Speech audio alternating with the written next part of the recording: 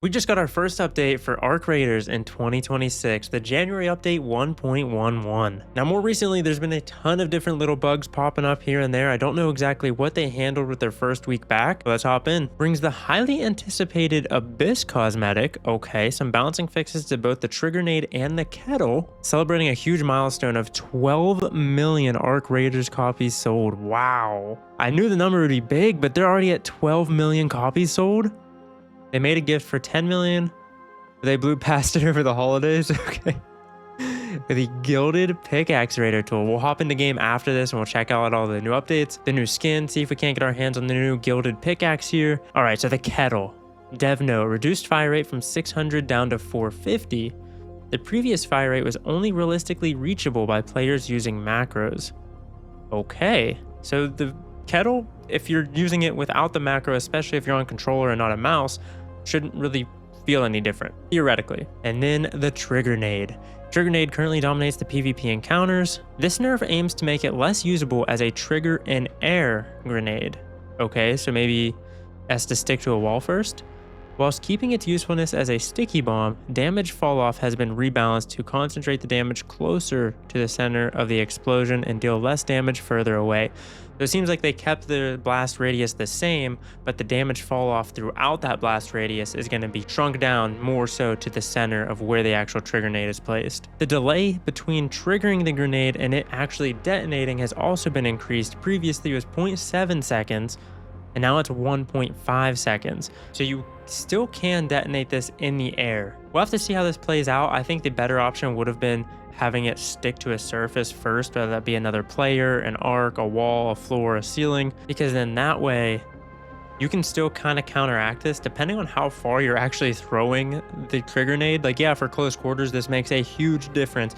But if you're throwing it quite a distance, you can throw it, let's say, down a hallway and instantly trigger it because it's not going to blow up for another 1.5 seconds. So by the time it gets to the end of the hallway where the players are, it's already blown up. But again, I mean, that's a skill thing. You got to learn how to do that, learn how to time it right. I do think overall this is a good update and a good nerf to start with the trigger nade, because you don't want to nerf it into the ground. They fixed a keycard exploit that allowed players to keep room keys after using them. What? Lighting has been lowered in some areas on Stella Montis Night Raid, making flashlights and listening more relevant. And that's really it on the patch notes side of things, which seems pretty slim, but we'll hop into a game and we'll talk about it. Looks like I also finished in Wildcard 1. So if we look here in the top right, we do have a new message from Embark.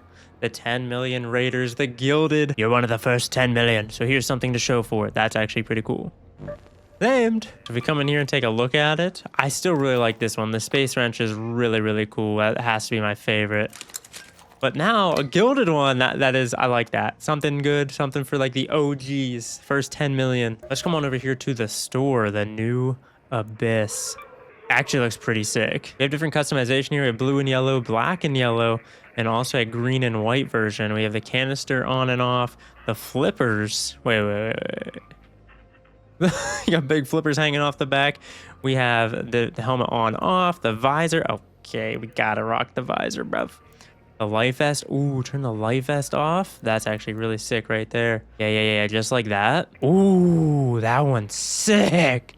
That's actually a pretty cool skin. Comes with the Kraken tattoo, the depth gauge, a diving bell emote. And we also have this new diver set where you can get flippers and goggles hanging off the back, as well as a tank. And I believe that's everything new in the store for this week. It would appear the last time I played, I died. Fantastic. I think it's only right. Let's go in with the Kettle, see how it is, see if it's any different. We are gonna upgrade it though. Also, I think with this update, I think the Flickering Flames is done, the Cold Snap's done. I don't know if you'll be able to play the Cold Snap anymore, honestly, because we're seeing Night Raid, Lockgate, Night Raid. The Cold Snap might be over. That might be it. The trials for this week are deliver carryables, damage rocketeers, destroy pops, download information inside the bunker, and damage hornets. One thing I wanted to mention is the lack of bug fixes we're seeing. There were some minor bug fixes I feel like they could have finished within the first update, but maybe we'll have another update next week which will handle some of those bug fixes. Like, there's certain times, I don't know about on PC, but on controller, where you're trying to say I want to move this dog collar over, it won't let me select it. If I hit square, hit X, doesn't matter what I hit, it will not move over into my inventory, and it's kind of annoying sometimes. The menu freezing pop-up glitch that I mentioned in a short the other day. Sometimes we were in the menu to like recycle something and it just stays on your screen. You have to search another crate or research that same crate to get rid of that menu. But I would say the biggest thing for me that I'm really surprised they didn't fix. So they fixed some of the lighting in the Stella Montis Night Raid, made it even darker in places.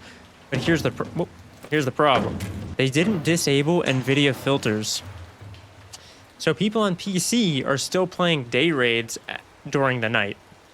They can click into night raids on a PC, turn on their NVIDIA filters, and it basically be daytime, and they can see everything. Unfair advantage. It's to an extent, it is cheating.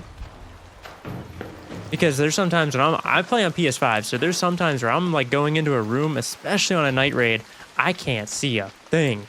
If someone on PC could just turn their filters on, they can see everything. They can see me coming a mile away. And that is something that it desperately needs to be looked at, because that's just... Oh my god, bro. They didn't fix the mantling. That's just something that desperately needs to be fixed or updated. Like, come on. One other thing I found out in the game, I'll have to see if it still works, but right now, if you go to recycle arc alloy right now while you're in the game, you'll only get one metal part. But I'll extract with that arc alloy, and when I've done extracting and I'm back in Speranza, I'll be able to recycle that one arc alloy for 2 metal parts. Don't know why it's different, whether I'm right now or back in Speranza, but... And I'm curious to know, like, since that doubles if I extract back to Speranza, is there anything else that gives me more? Okay. Yeah, you will not know a difference on this kettle. You will know a difference. If you weren't using a macro before, you won't know the difference. You can still shoot this thing up to 450 rounds per minute, I believe. That's really my biggest thing right now, is just trying to close the gap between console and PC, just to make it the most fair game possible. And I think that's the biggest gap at the moment, is the NVIDIA filters, where people can see perfectly fine during the day, but if you're on console, you can't just throw on a filter and be fine. This is honestly a pretty solid run as for metal parts and stuff, so I'm just gonna hop out. We're running low on parts. Look at that. Aim's all over the place, but oh my god. Oh my god. Alright. That hit me? I don't think.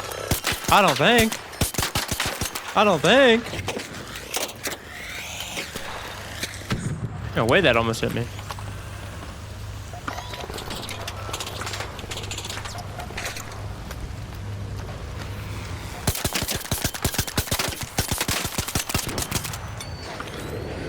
Shots a little off today. Good to know, good to know. Bro, where are all these wasps coming from?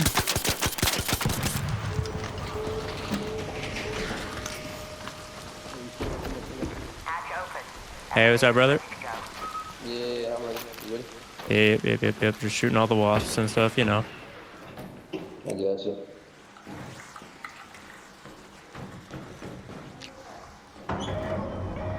We're getting out with someone as well. Whoa. All right then. I wanted to try to loot some of that arc alloy and stuff, but I'm glad I didn't. I would have been shot at. So here we go. We have the arc alloy. We have 4. If we would have recycled these while we were still in game, we would have got 4 metal parts. Now that we're back in Speranza, if I go to recycle them, I get 8 metal parts. I don't know why it's different. I don't know why I get double the amount, but I'll take it. But that, again, leaves the question, what other items, if you bring them back to Speranza and then recycle them, will you get more? They also said they were taking a look at the expedition here, trying to make it more incentivized to make you want to do the expedition, because they said going for that 5 million coins kind of defeats the purpose of an end of an expedition and kind of gives everyone that gear fear where they don't want to lose their good gear and lose out on money before the expedition happens. So they're trying to look into it, find out different ways that they can make this happen to incentivize you to still want to use all your loot before you go on the expedition and make it more valuable to you to go on the expedition. However, at the current moment in time, honestly, I don't know if I'm gonna do the expedition come 39 days, just because I don't really care to lose my blueprints. Yeah, they made blueprints easier to get, but I would say that they made attachments and grenade blueprints a lot easier to get, whereas gun blueprints, I found 2 anvils, the Batina, El Toro, and a Torrente, and that is it. Since the Cold Snap update went live about a month ago now, and I would just rather not re-find all the blueprints. But that is the first update of 2026. What do you guys think of it? What fixes or updates were you hoping were in this update? Let me know down below in the comments, and maybe we can bring some attention to them so they can get fixed in a future update. Thank you guys for watching. If you did enjoy, be sure to leave a like, subscribe, turn off notifications. I'll catch you right back here in the next one. Peace out.